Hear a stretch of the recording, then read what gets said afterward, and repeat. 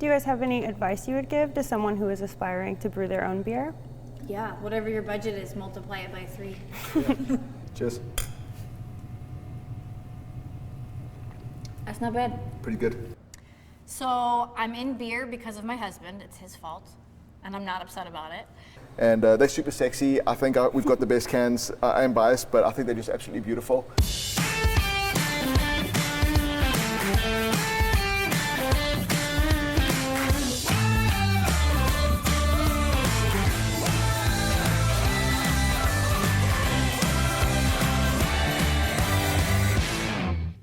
Craft Brew Nation is live from St. Louis, Missouri.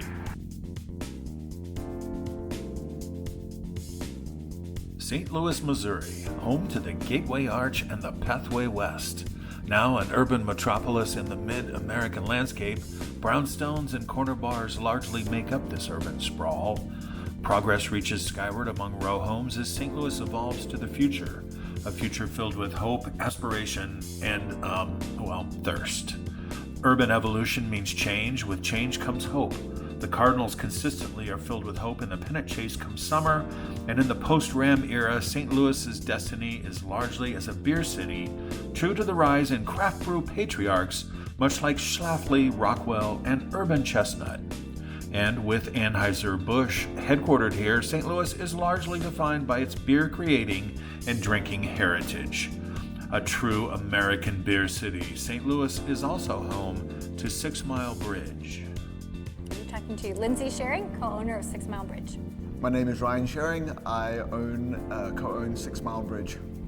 It was always Ryan's dream to open a brewery, and so we knew that was going to happen. We just didn't know the time frame and when that was going to be or where it was going to be. What do you guys do with all of your spent grain? So this is a byproduct of our brewing process, and it's actually extremely nutritious. So we give it to a local farmer who uses it for feed for his cattle and his hogs. And it's really great for us because we're about to open a restaurant and he's going to be selling that meat back to us.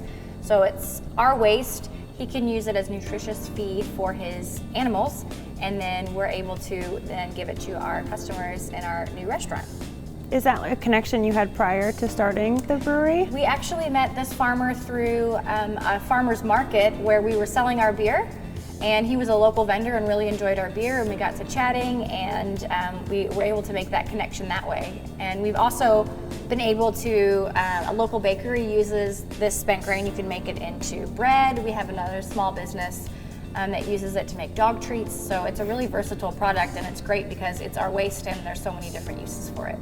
We were here about a year before we opened 6 Mile Bridge. We landed in July, end of July. We had registered a business by September, and we started construction by the end of the year. So it moved really fast. So I'm from St. Louis, Missouri, and I went to South Africa for the first time with my family when I was 16. Fell in love with the country, so I did a semester abroad there when I was in college, and my parents thought I would get that out of my system. Definitely didn't. So I went back after I graduated college. I went back for a 4-month internship, and I ended up being there for 5 years. So I met him while we were over there, and he would take over our kitchen for the whole afternoon on a Saturday and be homebrewing. And so I was wondering what he was doing, so I wanted to get to know beer more, so I would brew with him. And that's kind of how my brewing journey started. I first fell in love with beer with one of the home brews that he created. My parents thought I would get that out of my system. Definitely didn't. So I went back after I graduated college. I went back for a 4-month internship, and I ended up being there for 5 years. No, so we started 021 Brewing Company. 021 is the area code in Cape Town. We started that in 2011, and we were the 9th brewery in South Africa, so very immature market. I think it subsequently mushroomed back most of the world. So lead time, I think opening up in 2015, there was a lot of breweries that decided they were going to open up at the same time. There was a big wave, kind of 2012 to 2015. So lead time on equipment was really long, even still today. I mean, we just bought a canning line in March, and I think it took 12 weeks to get. So there is a bit of a lead time on equipment. And then of course cost, raising financing. We've been fairly lucky in that regard, but yeah, that's probably the 2 biggest challenges. Mm-hmm. Are you guys finally at a point now where you feel like you have everything pretty much set in stone with all your supplies now? No, we're always room for growth. Ryan does not let the grass grow under his feet, so we're always constantly expanding and buying new things. And Cool. Yeah, it's great. Yeah, I feel like most breweries kind of start off. We certainly did. We built this brewery on a shoestring, and being a production brewery, what we thought was we're going to start making some money fairly quickly. We could reinvest that cash, and most businesses don't really make too much money for the first few years, which was true for us as well. We were paying our bills, but we weren't really able to save up a lot of money and reinvest that money. So I think that's probably the challenge that most breweries fall under. It's easy to get caught in a bit of a circle, just going round and round, just doing the same things, trying to build out of that. We're named after a village in Ireland, and it's 6 miles between two major cities, Limerick and Ennis. And it was used as a stopover point for people who are traveling between the two major cities. Yeah, so our logo is in a triangle shape. A lot of logos are squares or oval, very rectangular. So we wanted to stand out and be a little bit different in that way. Triangles are also the strongest shape, so they've got the 3 points, and so there's 3 little ribbons on each side of our logo, and one says brewed in St. Louis, made with integrity, and then premium craft beer. Yeah, so I actually found the girl who did the artwork up on the wall on Instagram. I just searched chalk art in St. Louis, and it turns out with St. Louis, we have a lot of mutual friends, which was great. But we wanted to represent the brewing process here in the tap room. We don't have, you can't actually see the brewery very well from our tap room, and so we wanted to bring that process in as part of the experience of when you come in and drink a beer here. So it actually outlines all of what the whole process of what we do here. She didn't even really have a layout before she went up and did it. It's just chalk paint and like little pieces of teacher's chalk. So she's incredibly talented, and she would get down off the ladder that she was on, run into the back, look at our equipment, run back out here, and then go up and do an amazing job of replicating what our system actually looks like. What was the first beer that you guys brewed? Ooh, that's a good question. So when we first opened, we brewed a bunch of stuff at the same time to try and have everything ready for when we launched. It was either an IPA, an Irish Red, or a Hefe. I think it was the Hefeweizen. Probably the Hefe. The Bavarian Hefeweizen was our first beer that we brewed. Were you guys happy with it, like on the first go, or did you have to tweak it a bunch before you were? Yeah, so that's one of the recipes we actually brought over from our brewery in South Africa, so we're pretty comfortable with that one. I think for us, a differentiating factor is the fact that we say made with integrity at the bottom. Not that other beers aren't made with integrity, but what that means for us is that we only use real ingredients. So if it says it's a passion fruit and pineapple Berliner Weiss, we've used actual passion fruit and actual pineapple in there. We haven't used any flavorings, even all natural flavorings or anything like that. We use the actual fruit, we use actual spices, we use the real deal. It costs a little bit more, but we believe it adds more to the flavor and lends more to the authenticity of the beer. How do you guys name your beers? So we don't really name our core beers, our beers that go out to market. We like to tell people what it says on the can is what they're going to get. So all our barrel-aged beers and our specialty releases, we do give them names, but we don't name our beers for a couple of reasons, our core beers for a couple of reasons. One, it's just getting increasingly difficult to trademark names, and second of all, we want people to know what they're drinking. Mm-hmm. It was more of a branding perspective. So in our branding, we push 6 Mile Bridge and the brewery as a whole, so people know, oh, I know 6 Mile Bridge, I'll buy into 6 Mile Bridge brand, I know that's a good brand, and then, oh, what style is it? So the beer names are just literally the type of style of beer it is. So if we brew a lager, it's a Southern German lager or a double IPA or something like that. Mm-hmm. And then, as Ryan said, the specialty beers are all specialty names. Yeah. Actually, one of our best-selling beers is a cranberry wheat, which we brew for Breast Cancer Awareness Month for October. We partnered with the local breast cancer foundation. That was all Lindsay. What do you guys think specifically makes a beer great? Can you drink more than one? Then yes, it's great. Yeah, it depends if you're asking the seller or the buyer. I think from a buying perspective, I don't actually drink a lot of beer anymore. I think that for me it's very subjective. It's really about personal preference and taste. How fresh is the beer? A beer has to be clean. I don't want any lingering aftertaste that's a bit unpleasant. So we drink a whole range of different beers, not many, but we drink anything from light wheat beers all the way through Belgian strong beers and imperial stouts. So we drink a lot of different beers. Do your beer? Yeah, so my favorite beer is an Irish red ale with honey. It happens to be our best-selling beer overall. It's got this beautiful ruby red color. We sell it a lot to Irish restaurants around St. Louis. It's the house beer for a lot of restaurants. St. Louis has got a large Irish population heritage. So you can see it's got that beautiful ruby red color. I don't know if you can see that in the light. We use wildflower honey. And if you've had Irish Reds in the past, they've kind of got a bit of a metallic profile to them. We found that the honey really smooths out the bitterness and eradicates that. And it's just a good, easy drinking malty beer. It's low in ABV, it's 5.2%, so you can drink a few of them. I guess it's a bit more sessionable. And it sells year round. Like I said, it's our best selling beer, whether it's July or December. So it works really well for us. My favorite, will you pour me a beer? My favorite beer is the cinnamon maple stout. And stouts are the first beer that I actually got into where I decided, oh my goodness, I like beer. It was a stout, which is kind of backwards. Normally people start with a lager and then get into craft beer that way. I count in with a stout. So this one it's thick, it's chocolatey. We added cassia bark, which is Indonesian cinnamon, to this. And then we added 100% Vermont maple syrup. So you can't see through it. That's what I like about it.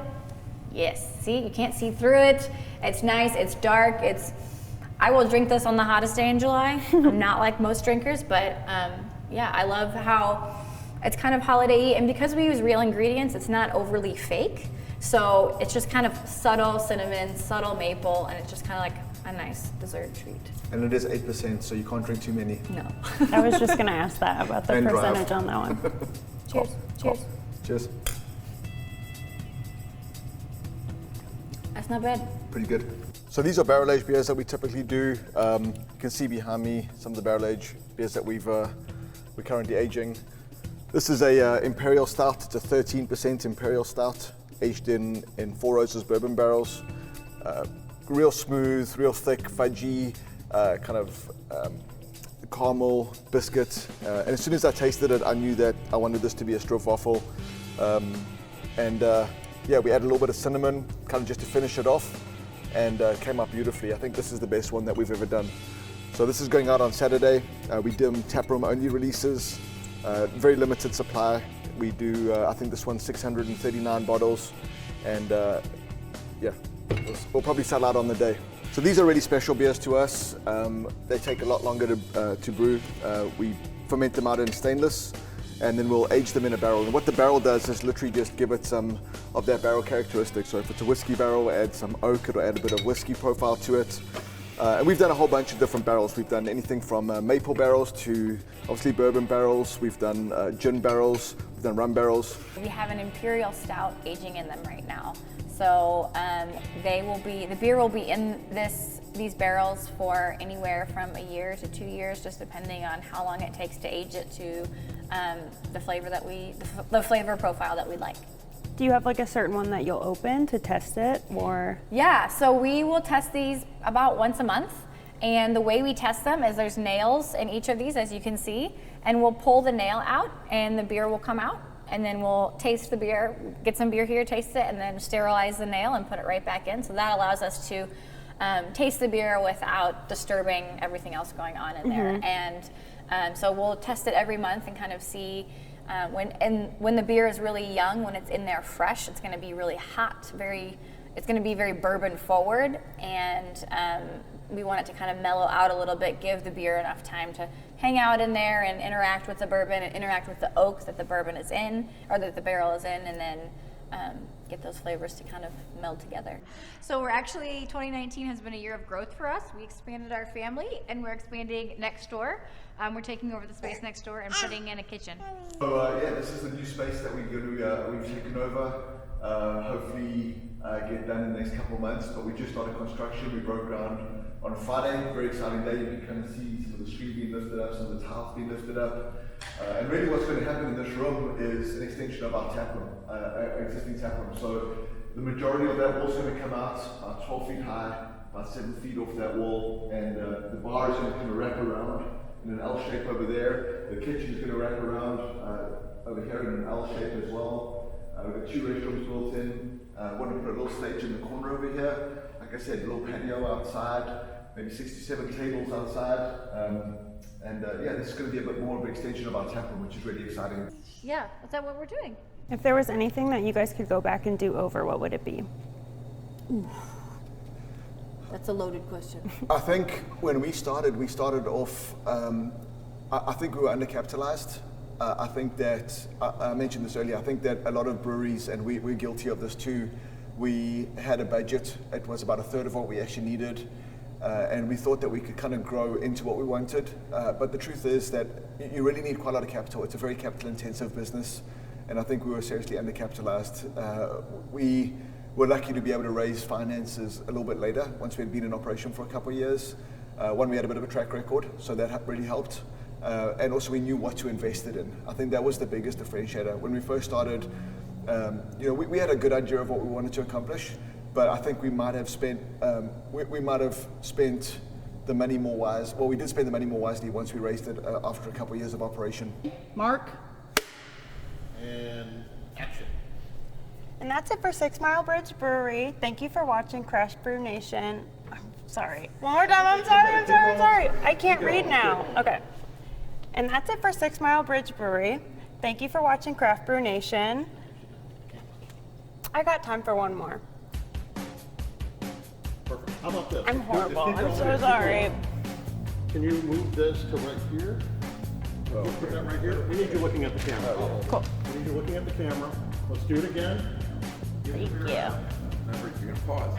And That's it for 6 months. And when he hands you the beer, say, "Oh, thank you. I've got time for one more. Oh, thank you. I've got time for one Okay. more." Take it away. And that's it for 6 Mile Bridge Brewery. Thank you for watching Craft Brew Nation. Thank you. I have time for one more. Take it away. I fucked it up, sorry. And let's do it one more time. Okay. Smooth it out. It's looking good. It's looking good. Okay. Yeah. You guys hate me. Jeez. I'm sorry. Keep going. Keep going. Okay. So just go whenever? Keep going. Okay. You're right. You're right. And that's it for 6 Mile Bridge Brewery. Thank you for watching Craft Brew Nation. Thank you. I got time for one more. There's definitely room for more breweries. I know that is probably a more controversial view of the industry. 8,000 breweries in America, but there's 12,000 wineries in America. I definitely think there's room for more growth. As the more domestic kind of brands lose market share, that opens up a lot. AB loses 1%, and that will source 1,000 new small breweries forever. So I think if people are aspiring to open up their own breweries, I would definitely look very carefully at it, because it does look super sexy from the outside. It does look like it's a bunch of fun and you just hang out and drink beer with your mates all day. And that is not the case. This is a business. And if you're going into it as a home brewer, you better have a business background, because that's definitely separating the boys from the men.